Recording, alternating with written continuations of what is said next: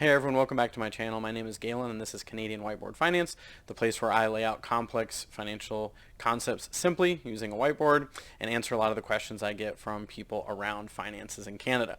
Now today I'm going to talk about something that is definitely very important, what the top questions to ask an advisor. So these are the questions that I would ask an advisor if I had to go out and find one, or if I already had one that was established and wanted to know a little bit more about the way they work. So this video is for you if you are either in the market for interviewing an advisor, or you have an advisor but you're wondering if you're getting the best advice, or you want to understand a little bit better the way they work. And what I'm going to say is, in my experience, most people are asking their advisors the wrong questions. So I'm going to frame it in the way of the typical questions people ask, or the typical questions I get, and the questions I would be asking if I were sitting on the other side of the table. So I'm going to dive into it, fire up the old whiteboard. Perfect. So the typical questions are, a lot of times I'll go out there and I'll see questions like, a list of 12 questions you should ask your advisor. And this is Canadian specific, by the way. Some of the questions would transfer to other places, but this is really me talking about Canada here. So I'll talk about the top questions I get, and it's people, a lot of times they've looked up a list of things they should ask. And some of those questions are okay, but I would really dive a bit deeper in the way that I ask my questions if I had to go out and interview an advisor. And this is after years of experience as an advisor, as a financial planner, and actually hiring for a stage in my career. I was hiring and training financial planners, so I have a lot of insight and a lot of different ways around this. So here's a question I get is, are you a fiduciary advisor? So fiduciary, and then people say, do you spell advisor with an E or an O? I'm going to tell you, my friends, this is an American question. As soon as someone asks me this, I know that they have stumbled upon a list of things they should ask their advisor from an American website or newspaper or whatever. Fiduciary is a thing in the States. Advise air with an E, advise or with an O. Long story short, fiduciary apparently is that if someone is a fiduciary advisor, then they are bound to give advice in their client's best interest. I could go on a very long philosophical thing about that. I believe that people are act in a way that's ethical, or they don't. I don't necessarily know if having this title would help someone start doing that. So anyways, this is an American question. If someone is telling you that they are a fiduciary in Canada, I'm not 100% sure what they mean. I'd love to hear in the comments if anyone's come across that, but I've Googled it and I do not find this fiduciary thing as a real title in Canada. So that question is, and it's not, so the question doesn't really make sense in Canada, to be honest. The next thing that I get a lot of is people want to ask me a very product or account specific question, like should I have an RSP or should I have a TFSA sort of thing. Now that's a okay question, but it should be part of a much bigger picture. So instead of asking that question, what I would ask an advisor is I say, what's your process? So what is your process? What are the steps you're going to take me through to figure out how you should be helping me, and what my goals are, and how you line up with that. And if an advisor doesn't have a process, then that's a bit of a red flag. Or if they can't, rattle off their process fairly quickly, I'd say that's a bit of an issue. Now, when it comes to the fiduciary question, one of the things I would ask instead would be, what designations do you have?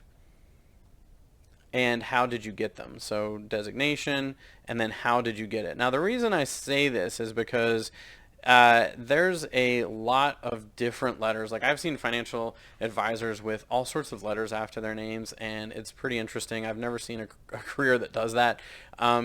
There are some major designations in the world of financial planning. So one quick thing is the title financial advisor is actually not a regulated term in Canada yet.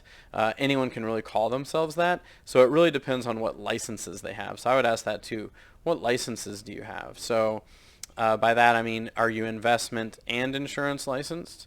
I personally would always use an advisor that is both, because there's even some investment products that fall under the insurance side of things. Like even if someone says, well, I don't need any insurance, you're just more likely to work with someone that's got a more comprehensive approach to things, because they have not only the investment side of things, but also the insurance side of things. The next thing that I hear a lot is people say, what are the fees? This is a very popular topic right now. A lot of people think the lower the fee, the better the the advice, or so to speak. Not that fees aren't important; it's definitely an important thing. But instead of fees, like, the thing that I would be asking is, what am I going to get? Like, what's the value you're bringing to the table for any sort of fee I'm paying, or if I'm, paying up front, or that sort of a thing? It would be, how often are you going to follow up with me? Do you stay on top of industry trends? Are you going to conferences? Are you reading books? That sort of thing. Am I going to get a written plan? So these are all things that I think people should be getting for advice. They should be getting a written plan. They should be getting regular follow-up. They should be getting, an advisor who's staying on top of industry trends, things like that. Another question people ask is, how long have you been doing this? I think it's a good question, but what I would wonder instead is, do you work with a team? Do you have a team approach? And I would not work with an advisor that doesn't. There was a study a while back where they put a group of people together and they would ask them a question that none of them had really a lot of experience about. Like, if you were in the woods and you wanted to try to figure out if a berry was poisonous or not, how would you figure it out? And the people who worked as a team would answer the question. They were much more likely to have an accurate answer than the people who worked alone. So I feel the same way when I put together a plan. I'm talking to wealth advisors, I'm talking to insurance advisors, my own team, and getting ideas from them. So how long someone's in it, someone could be in this business for a very long time, but if they don't have a team approach, or if they don't have a lot of study under their belts, then they might not be giving significantly better advice than someone who's fairly new in the business. A big one that I've never seen anywhere, but I would absolutely ask this of any advisor I were to work with, and that would be, is what would you do if you couldn't do this? So I'm going to write a little bit short here. What would you do if you couldn't be a financial advisor? What would you do with your life? And the reason I would ask this question personally of an advisor is because, A, I'd want to get to know the person a little bit better, see what their interests are, see what their background is, but also because I wouldn't want to work with someone for whom this is their last, attempt at a career, or they're, oh, if I couldn't do this, I wouldn't do, there's nothing else I could do. That would actually concern me, just because I feel like it's almost like they might be backed into a corner doing this career. Whereas when I meet with advisors who either have a variety of backgrounds of different careers, I find that they bring a breadth of knowledge to it. And then if someone has an option of, oh, I could do something else, then they're doing this because they really just truly want to, not because they're sort of backed into a corner. So these are the questions I would ask an advisor. I'm going to put it in the description below so you can quickly go through it. You can have it in case you are going to go out and interview an advisor to see if they're a good fit for you. And this is just one piece of the larger puzzle of financial planning. So be sure to download your guide that's in the link in the description of this video, gnuttall.com/guide, to download your free guide to Canadian finance. And be sure to just subscribe to my channel. I'm going to try to point to where it should be. Subscribe to my channel if you haven't already. And then check out this other video that's very much aligned with this, which is, how do advisors get paid? I'm trying to point to where it's supposed to be. How do advisors get paid? That's one of the big questions I had when I was starting out. So comment below if you have any questions that you would ask an advisor, or any questions you would want to have answered if you were picking an advisor. So take care, and see you on the next one.